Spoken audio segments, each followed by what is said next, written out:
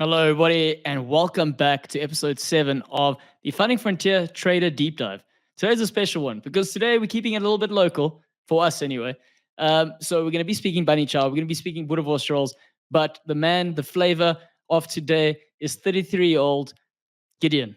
He is from South Africa. He's a process improvement engineer. I'm looking forward to unpacking what that means. And he is a man making a lot of good money moves with Funding Frontier. So, of course, naturally, our thing is to get him on so he can teach you how to trade and become part of the family or an extended member of our community. And without further ado, ladies and gentlemen, the man of the 30 minutes, Gideon. Hey guys, how's it going? Good. I'm sure they're doing very well. Gideon, how are you doing, my man? This is obviously the first time you've been on our show, so don't be nervous. You're looking great. Everyone thinks you look great already. We spoke about that before. Yeah, perfect. Feeling good. Yeah. So, I mean, I'm personally excited to have you on today because I know you've done quite well Funding Frontier. And largely, you've got a very unique style in terms of how you approach things. And one of your key important things that you say is you've taken a lot of experience from what you do on your day-to-day. So we're going to jump straight into how you got involved in trading in the first place and what that's all about and what that means to you. So right off the bat, Gideon, how did you get involved in this?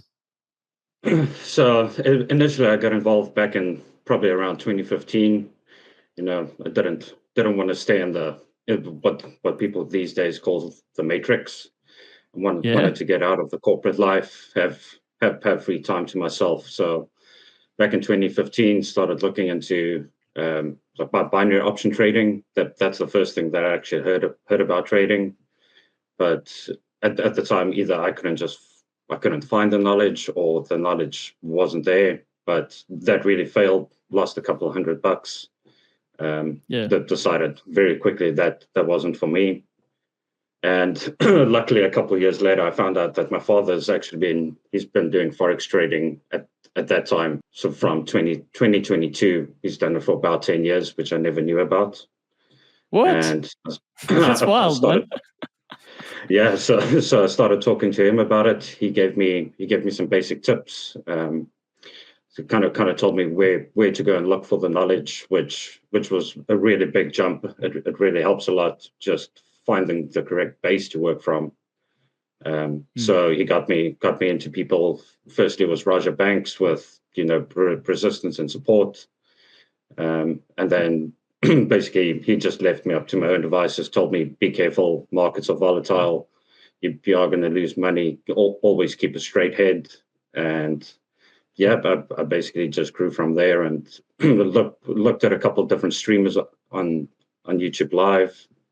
No one really had the kind of system that I wanted initially, but slowly but surely I've been piecing the different live streamers, taking little bits of knowledge from everyone and kind of building out my own playbook.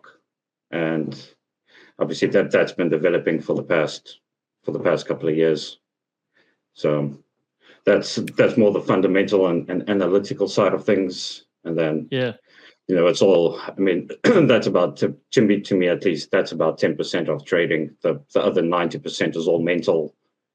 Keeping your head straight, staying logical, being accountable to yourself. And that's pretty much the biggest part that I've been struggling with. And, luckily over time that gets better and better.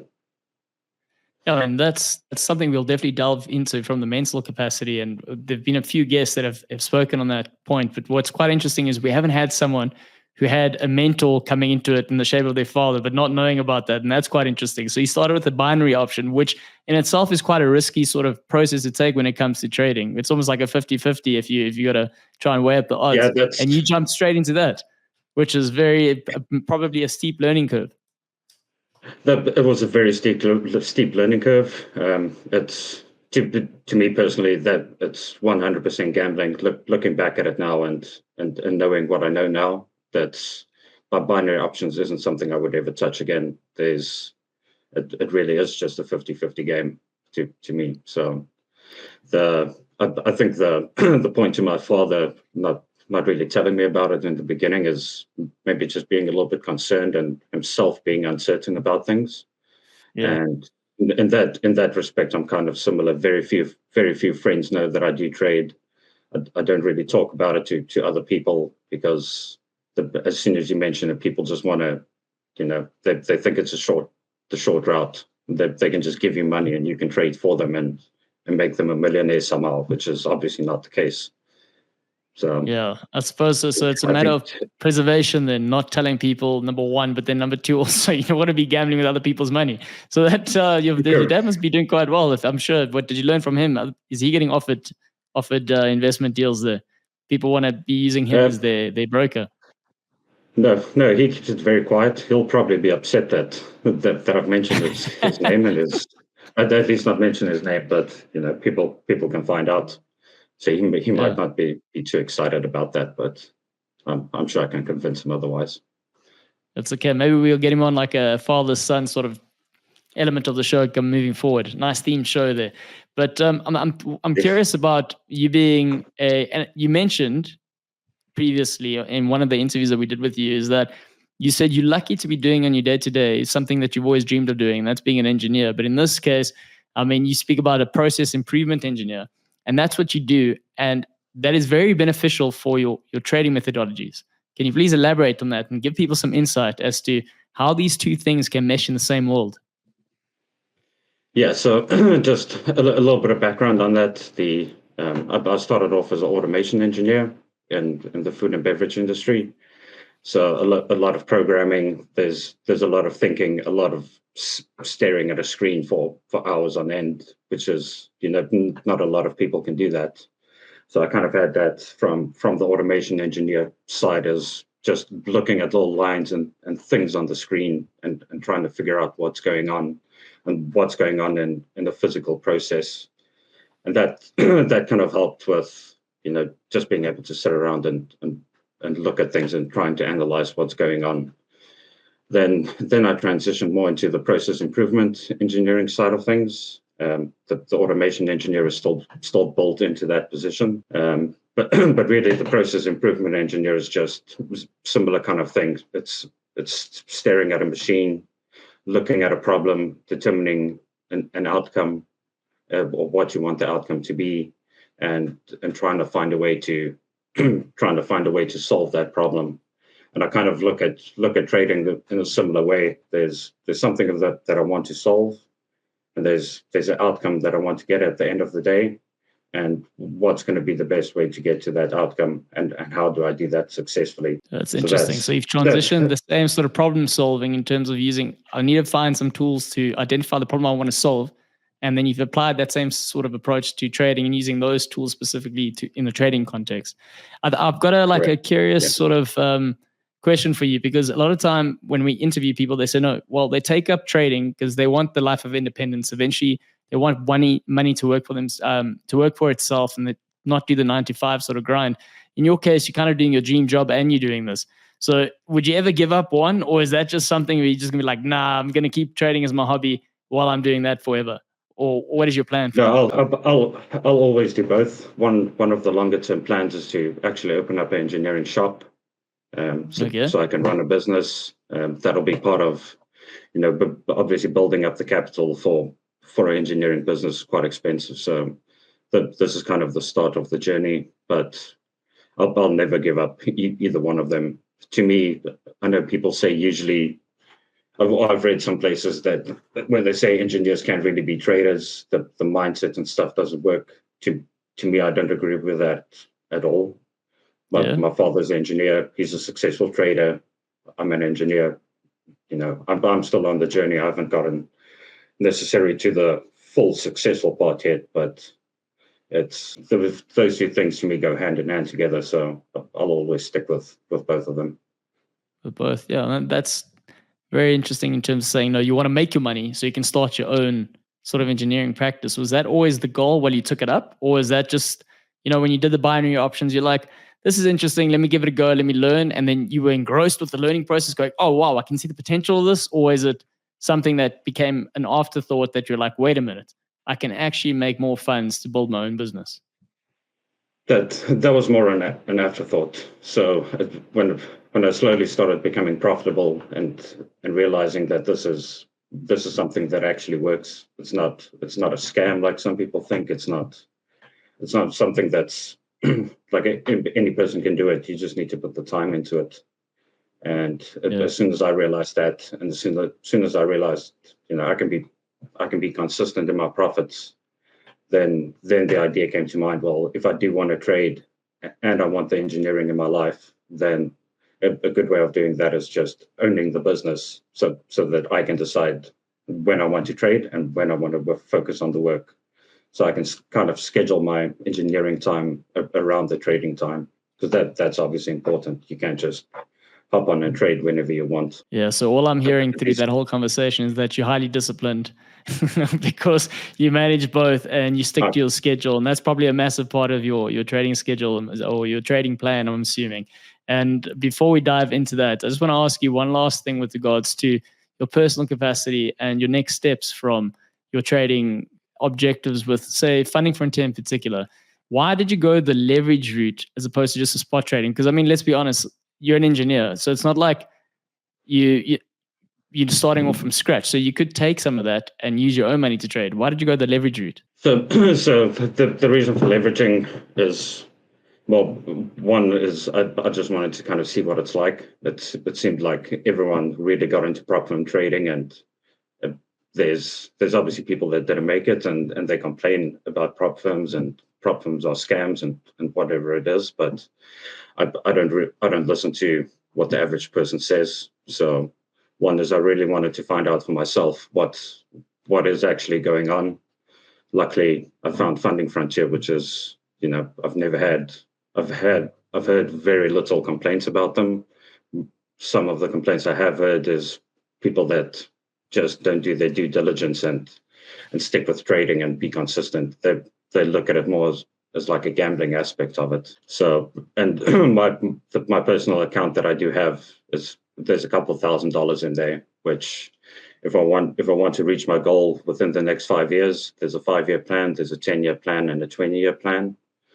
The best way for me to make sure that I do get to my 5-year goal is, trying to leverage my money, and that's obviously what I'm doing at the moment.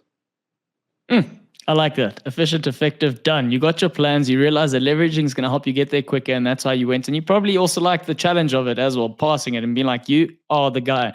Like I said, the Funding Frontier team have been speaking about you because, you're doing the things, and they're like, Gideon can do it. So they're super excited about that. So let's talk about you doing the thing. We're going to move over into your trading strategy. Gideon, man, let's talk your mental model. What's your day-to-day? How do you get into it? For people that don't know what they're doing and how they're going about it, how should they approach it? I'd say a slow, systematic approach. Just on a daily basis, I don't necessarily have a set routine, even though a set routine is very good for the average trader, especially in the beginning, I feel. But every morning when I wake up, I have a quick look at the charts. I want to see what went on in previous sessions. I'll close that. I'll usually do on the phone. Close the phone down. Have breakfast, maybe go for a little run, take the dog for a walk, just clear my mind, mentally prepare myself for the day. And then about 30 minutes before the New York session opens, I'll sit down and have a look at the daily bias, whether that's bullish or bearish. We'll move down to the 4-hour time frame, 1-hour time frames, and just start marking out where potential support and resistance zones are. That's like the big fundamental that I've got is, and that's where my base started. So first thing would be support and resistance lines. After that, I look at the fair value gaps. Fair value gaps, I found there's a lot of times where price would get stuck at that certain point, or price would bounce from that point. So it's not something I necessarily use to enter into the market, but I definitely use that to find a place to get out, because more often than not, you'll have a little bit of retracement from that. So that's something I look at as well. And then another little trick I use is the fixed range volume profile for the previous day. I use that as a kind of point of control. So I'll use. How do you do that? I'm curious. Be more specific about that. How do you use that as a point of control then? So the fixed range volume profile. If that's just a standard indicator on TradingView. Mm-hmm. And when I mark out the fixed range volume profile, it kind of shows me where most of the action has taken place for the previous day or the previous 2 days. And more often than not, price would want to either bounce off from that line, or it's going to mark that line as something to move towards. So, but I just kind of use that as a reference point to see where price might be going to. Oh, that's interesting. It's really something to consider for people. Say, for example, when you're looking at your metrics and we're looking at things that help you establish your methodology, like that's a specific thing that you look for. Obviously, other people look at certain things like market caps and more of the fundamental side, but everything you're talking now is a lot more technical. So is that just the way in which your mind thinks? You'd rather just read the graphs and play from that, or would you rather do like a sort of position trade for a longer term in terms of how you would approach it? It's I look at everything from, that's the engineering brain that I've got. I look at everything from the technical standpoint, and I look at what's in front of me, which has obviously served me well. That's kind of what I know. So that's where the main focus is on. My brain understands the technical aspect of it. So really the only thing other than, I look at the news in the morning just to make sure that there's no big news getting in the way of me. But other than that, the only thing I look at is support, resistance, fixed range volume profile, and fair value gaps. And that's kind of what my strategy is based around.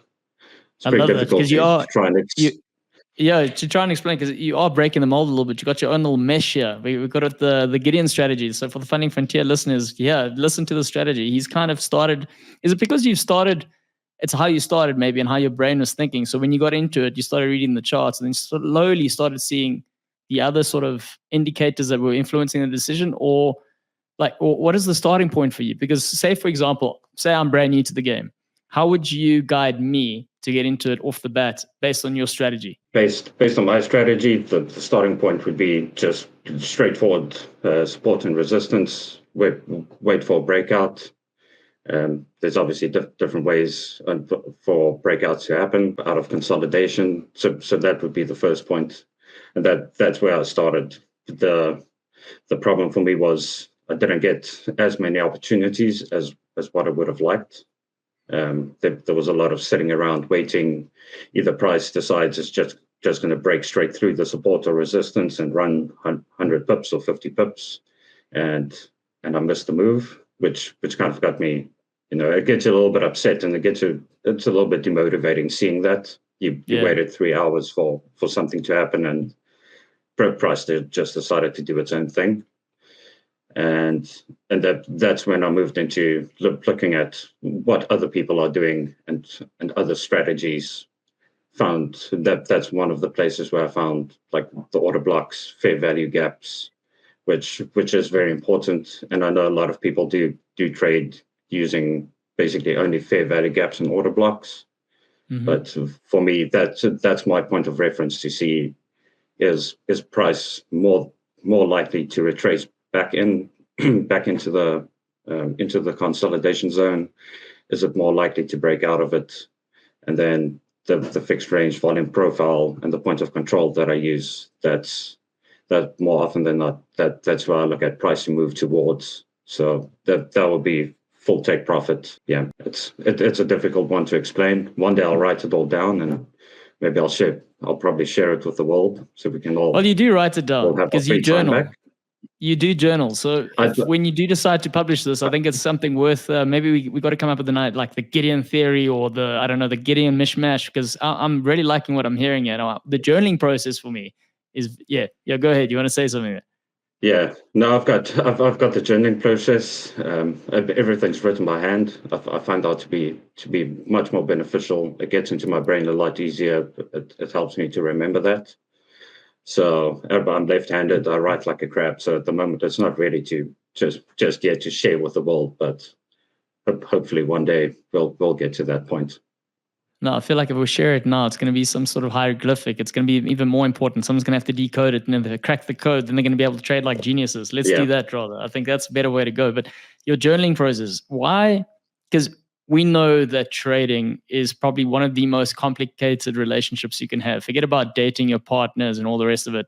This is an emotional game when we're playing with trades. And, like you said, you spend hours and then you get let down. Yeah. So your journaling process, how do you use that to maximum effect? So the journaling process I use for, sitting down for 3 hours out of the day it's a long time. There's a lot of thoughts that run through your mind, and you're thinking about a lot of different things. And so my journaling process is more about the mental model that I'm trying to build for myself. So I write down all the emotions that I felt throughout the trading day. When I started feeling those emotions, was it right before news? Did it come after news? Was it, just seeing a big spike and trying to jump in because you've got this fear of missing out, right? I think everyone gets that. Everyone obviously wants to make money. So most of my journal is there's a lot of mental stuff that goes into it. And then the other aspect of that is just writing down where did price start, where did price open up for the day, what's the direction for price, is there news, trying to make an educated guess on what I think price is going to do for the day. So based on my analysis, and then after the trading day, I see how closely did those two things match up. What was my expectation and what happened in reality.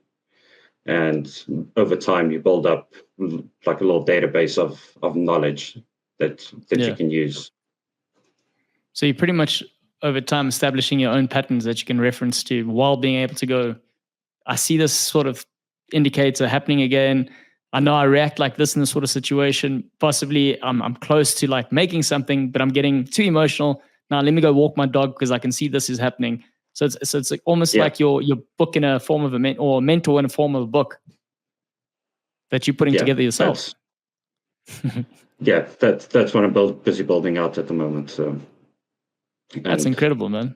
Yeah, that's to me, like I wrote in the interview, the little questionnaire you guys sent, most of that revolves around but my emotions. I don't know if it's like that for everyone in the trading industry, but a lot of it people don't really speak about mental. the emotion side. Yeah, they don't really speak about the emotion side. So like for me, my curiosity in terms of why you write that, like how do you use that to help you, like when you're writing down the emotion side? Is it like as you're writing it down, it's like a release of that emotion, so it gets you to let go of it and then process it? Or is it something that you can read and then help you cope in the moment? It helps me to understand what's happening in the charts and how that compares to what I'm feeling at the moment. It's more just one of the biggest things I've learned is you have to be accountable. You have to stay disciplined. You have to be logical about every single situation, every single candle that gets printed. You need to analyze that with no emotions attached to it. And that's what I learned right from the beginning when I started doing forex trading, and it's kind of become it's a big base on what I trade on. It's very important to me. I know most people don't like talking about their emotions and how they feel when they're trading, but to me, that's one of the most important aspects. If you feel like you're losing control of the logical side of your brain or the accountable side of your brain, and you're just going to take a trade and try and make excuses for it, because that's what I did in the beginning. As my journal would say, I just wanted to jump in. I saw price jump up 20 pips. I wanted to get in. I wanted to make the money. All of a sudden, you lose 40 pips, and the reaction to that is I wanted to jump in. I wasn't being logical. I wasn't being accountable to myself, and putting that down on a piece of paper, having that, even just having the book next to me, that really helps to remind me not to jump into those kinds of trades. Rather stand up, walk away, take the dog for a walk, go see some sunlight, pretty much anything other than staring at the screen, and giving the time some candles to form. And when you come back, you might just see the perfect setup. Yeah, that's brilliant. It's a brilliant way to put it. And I suppose it's also a way for you to shut out the noise. So like you do your news trend, you look at trends and you look at the news, and if you look at the news and it kind of gets that FOMO kicking in a little bit, you just go back to the journal and it's your center point and you're like, wait a minute, I know the news has said this, but my journal is telling me this, and I know what my convictions are, I know what my belief is to how this trade's going to turn out, and I'm going to stick to my guns. So it's a nice little compass you have. Yep. Fantastic. That's good way of saying it. Gideon, what's your LFG moment? Like, you know, when you go into a trade and you see something particular and you're like, it's time, it's going to go, it's going to kick off. This is getting me excited. What's that indicator, the key one that you find? Like when you see it, you're like, oh man, it's coming together. Just on the general trade. Yeah. Or yeah, I mean, if I see a 4 hour with no top wick, no bottom wick, if the 1 hour's got no top wick or bottom wick, if all of that lines up. So if I'm looking at a buy, the 4 hours got no top wick, 1 hour's got no top wick, 30 minutes no top wick, that's when I get excited. As soon as that flip happens, I'll be in there. No question about it. There's very little that's going to stand in the way of price moving up at that point, in my opinion. There you go, guys. That's a key indicator when Gideon rolls up his sleeves and he jumps in with 2 feet. I like that. So Gideon, before we move on to the next section, I want to ask you last thing. If you I know we've touched on your trading styles it's the Gideon mesh. But when we're talking about your trading plan specifically, if you can summarize it for the people listening, and so if there's something that they can take away from your plan, how would you describe your trading plan? It's a difficult one to explain. It's very, I've thought about this before the interview, and I tried to put it together in as simple terms as I can. Yeah. It's not a simple trading plan that I feel that I've got, but it's one that I've mastered. It's the most important advice that I can give is try and control your emotions as best as you can. It's not all about the candles. It's not all about the charts. Be accountable to yourself. Find any strategy that fits your needs.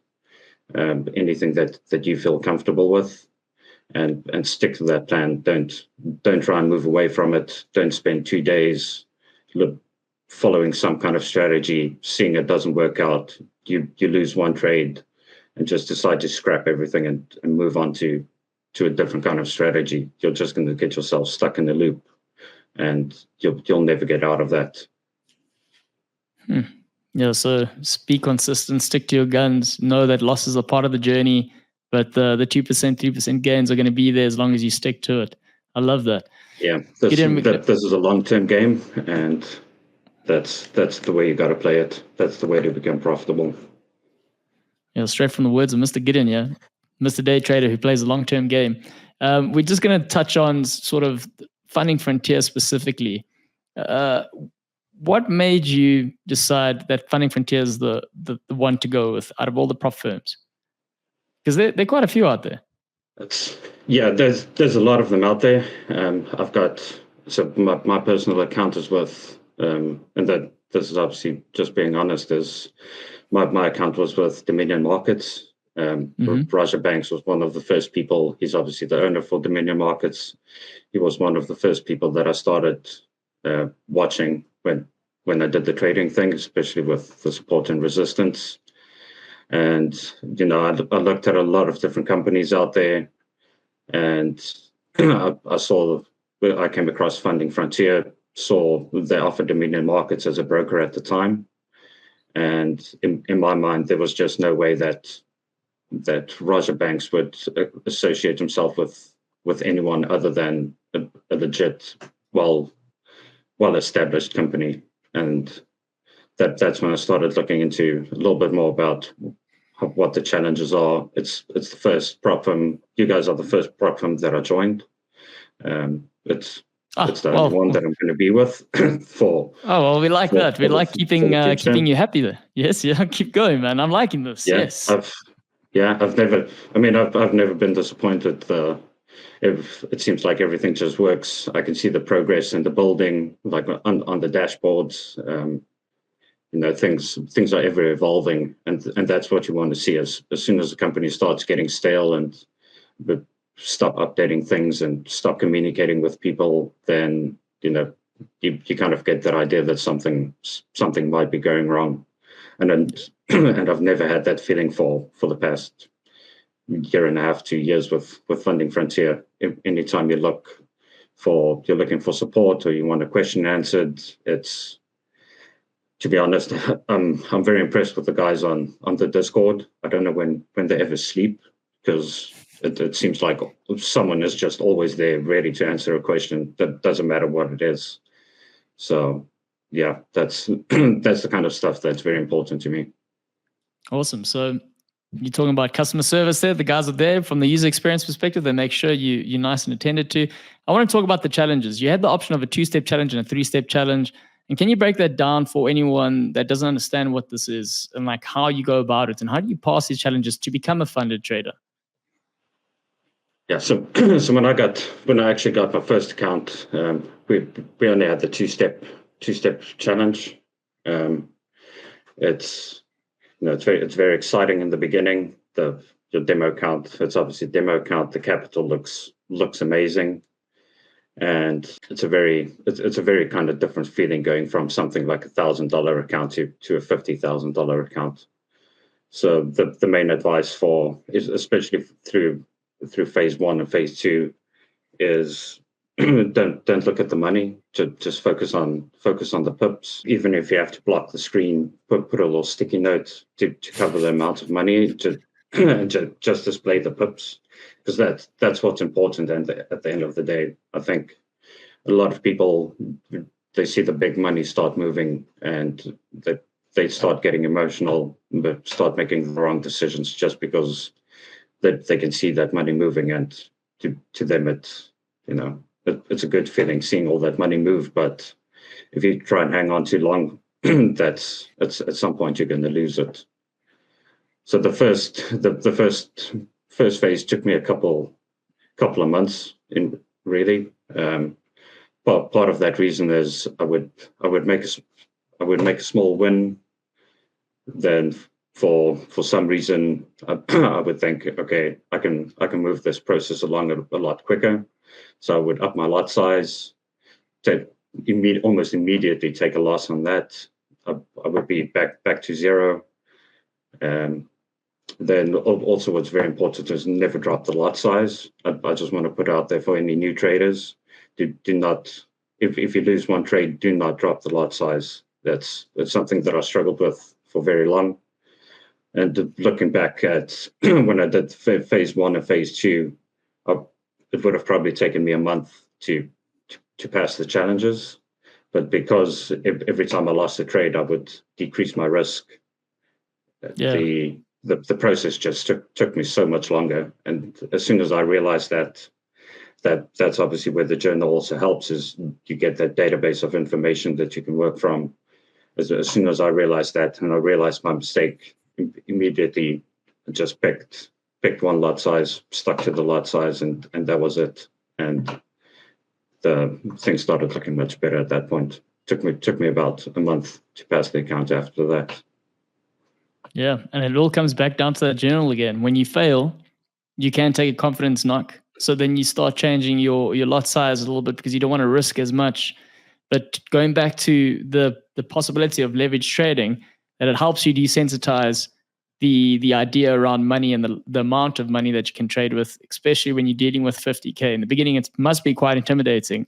But once you get over that hurdle and pass the challenges, you go, wait a minute, I did that. I can do it again. Maybe I can do it with more. And it's just a number. As long as I stick to my rules, my structure, I will get there in the end. Yeah, 100%. It's rules, structure, stay accountable, stay logical about things, and you'll have no problem succeeding. And you guys, this is Gideon. It's just listen to what he's saying, and you're going to become a funded trader in no time with Funding Frontier. Gideon, we're going to move over to the rapid fire questions. I'm going to ask you the questions. You're going to ask with quick answers, and we're going to take it from there and see how we do, and we'll see how we feel about your answers. Yeah. Don't judge him.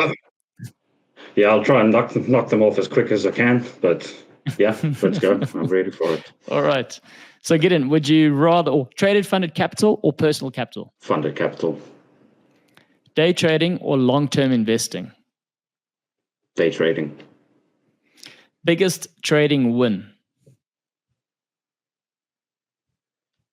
250 pips. Okay, all right. I like how we're sticking to the pips.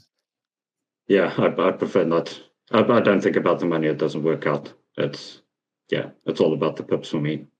I like that. Stay focused on the pips. Most memorable trading loss. How many pips was that? Oh, that was like 150 pips. Then that was one of the first times I tried to trade. I think I tried to trade CPI, and never trading news again. I'll stay away from news. 10 minutes after news, I'll jump into the markets and I'll grab my bag and get out. That's sound advice. Do you go pre-market or after hours trading? Pre-market. Which altcoin would you hold for 10 years? If you are involved in the crypto space. Altcoin. No. Nothing. Stay away. None. Stay away from crypto. No crypto, no Bitcoin, no nothing. Look, I don't know why you're so opposed to crypto when you started with binary options, man. Just go back, just get yourself a meme coin. It's a 50-50. Best financial advice you've ever received? Best financial advice? This one, I'm not going to rapid fire this. I feel like this is too important to rapid fire away. Okay. Best financial advice? Easy. Don't spend more than you make. I think that's about these. I think that's about the best one that I've ever heard. Very simple one. Yeah, it is quite simple when you sum it down, but I think that would help anyone, actually. We tend to forget that, eh? Yeah. Nice. I see a lot of people struggling with that, so I do think it's important. It's almost interesting because, like, we're talking about FOMO within trading and wanting to get in. Some people just can't help themselves. But anyway, that's not about that. But buying things. Don't just go buy things. Worst financial advice you've heard? Worst financial advice I've heard? Just go full margin. You'll go full margin on news events. That's about the worst. That's the worst advice I've ever heard. I think that's 90% of the retail market going into crypto. Okay, one book every trader should read. Trading in the Zone. Ooh, I like that one. You are quite in the zone. I think that book's really helped. Okay, the future of trading, more human or more algorithmic? Human. I like that. Let's stick with the humans, people. All right, we're going to move over to the end of the show. Gideon, you've been fantastic, sir. We're going to go to the takeaway. One of the questions we have for you is, what are you going to do with your payout? Because you've got almost 3K in your payout so far with Funding Frontier. Yeah, so I've got certain percentages split into little buckets. I've got some for spending. Obviously, you don't just want to put all your money away in savings. There's that little bit of rewards section that you do need. So I've got a little bit of a reward bucket. I've got my engineering business bucket. So a certain percentage of money would go into that, and I do have the small personal trading account. So the rest of it I just put into there. Awesome. So don't spend more than you make and start prioritizing where you want your money to go and grow for you.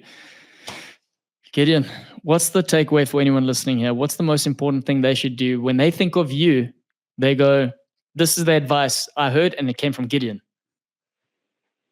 Best advice I can give is like I've been repeating. I feel like for the past 40 minutes but it's very important. Don't listen to your emotions. Stay logical. Trust your strategy for one. Come up with a journaling plan. Stick to the plan. Whatever your journal wants to look like. Just make sure you follow your own rules, and everyone should be just fine. There'll be no problems. No problems. And again, in the words of Gideon, learn to control that FOMO, people. It's a serious thing out there. If you can do that, you will be fine. To everyone who's joined us, we want to say thank you. We love you. We appreciate you. If you're back for the second time, of course, we want to say, we like where this is going. But if you're back for the third time, You know we like you obsessively shadowing us. Don't forget to subscribe. Don't forget to like. Don't forget to join the Discord channel where you can, of course, speak to guys like Gideon. Gideon's there, people. He's there. He's in the community channel. You can just go to Discord, hit him up. And of course, all the other Funding Frontier sort of helpers that we have there, they seem to be great according to Gideon. So like I said, don't take my word for it. Take his word for it. All right. And that pretty much wraps up the show, Gideon. You want to say cheers? Yeah. Have a good day, everyone. Stay safe out there. Stay logical, stay accountable, and have fun. Have fun, everyone. Cheers. Bye. Thanks, Gideon.